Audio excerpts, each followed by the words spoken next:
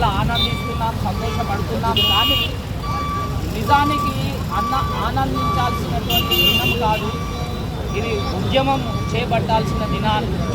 ఎంతో సంక్షోభం ఉన్నది దేశంలో. నిజంగా అంబేద్కర్ను కేవలము వాడుకోవడమే జరుగుతున్నది, కానీ అంబేద్కర్ ఆశయాలను ఎవరు కూడా నెరవేర్చలేకపోతున్నారు.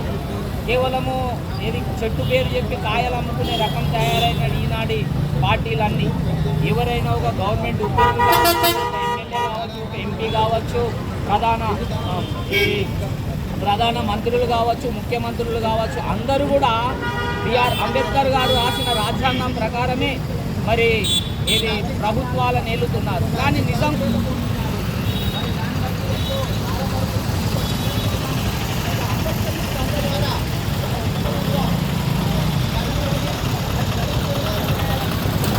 పైకి మాత్రమే ఉన్నది, కానీ లోపల ఇంకా అంటరానితనమే ఉన్నాడు. ఈనాడు ఎక్కడ కూడా ఆ సమానత్వం లేదు. అంబేద్కర్ గారు చెప్పిన ఏ విషయాలలో కూడా సమానత్వము దేశంలో కనబడడం లేదు.